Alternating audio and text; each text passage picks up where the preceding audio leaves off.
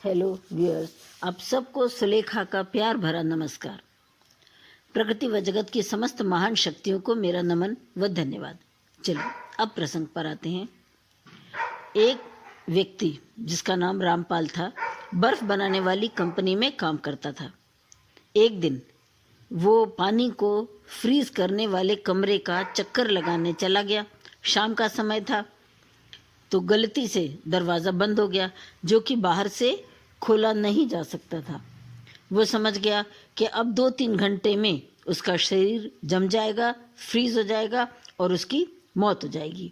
और अब छुट्टी हो चुकी है, इसीलिए किसी को पता भी नहीं चलेगा कि मैं यहाँ हूँ। फिर अब क्या करे? अब वो भगवान से सच्चे मन से अपने कर्मों की क्षमा मांगने लगा और कहने लगा कि हे भगवान, प्रहलाद को अग्नि से आपने बचाया, अहिल्या को पत्थर से नारी बनाया, शबरी के झूठे बेर खाकर उसे स्वर्ग में स्थान दिया। प्रभु, अगर मैंने जिंदगी में कोई एक भी मानवता व धर्म का अच्छा काम किया है तो मुझे यहाँ से बाहर निकाल दो। मेरे बीवी बच्चे इंतज़ार कर रहे हैं, उनका पेट पालने वाला कोई नहीं। और ये कहते हुए उसकी आंखों से आंसू बहने लगे। 1 घंटा बीत गया, कहीं कोई आवाज़ नहीं। उसके बाद अचानक खटखट की आवाज़ सुनाई दी और उस तरफ चौकीदार आ निकला। चौकीदार कुछ ढूंढ रहा था और जब वो आया तो चौकीदार ने आके वो दरवाज़ा खोला, क्योंकि वो बाहर से ही खुल सकता था दरवाज़ा। तो चौकीदार ने दरवाज़ा खोला और रामपाल को उठाया और बाहर ले गया, हीटर के सामने ले गया।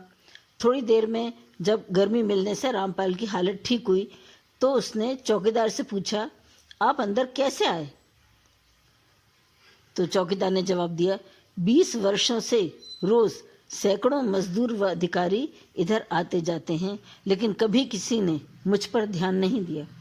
लेकिन आप सुबह आते हुए अभिवादन करते हैं, हालचाल पूछते हैं और जाते समय भी राम राम काका कहते हैं, जिससे मेरी दिन भर की थकान उतर जाती है। लेकिन आज सुबह सुबह तो आप आए थे, आपने राम राम काका भी कहा था, हालचाल भी पूछा था, लेकिन शाम को लौटते समय सब निकले, सिर्फ आप नहीं निकले। मुझे आपका इंतज़ार था। जब आप नहीं दिखे तो मुझे लगा जरूर आप किसी मुसीबत में फंस गए होंगे, इसीलिए मैं यहाँ चला आया। रामपाल हैरान था कि सिर्फ राम राम कहने जैसे छोटे से काम ने आज उसकी जान बचा ली। इसीलिए कहते हैं, राम राम कहने से तर जाओगे, मीठे बोल बोलो संवर जाओगे। यहाँ कोई किसी का दिया खाता नहीं, वही लौट कर आता है जो हमने दिया होता है। सबकी अपनी जिंदगी है, भगवान किसी न किसी रूप में हर जगह मौजूद हैं। बस ज़रूरत है तो उसे सच्चे दिल से याद करने की। आप ही सोचिए, अगर 1 गिलास दूध को हम एक समुंदर में डाल दें तो वो दूध कहाँ चला जाएगा पता भी नहीं चलेगा।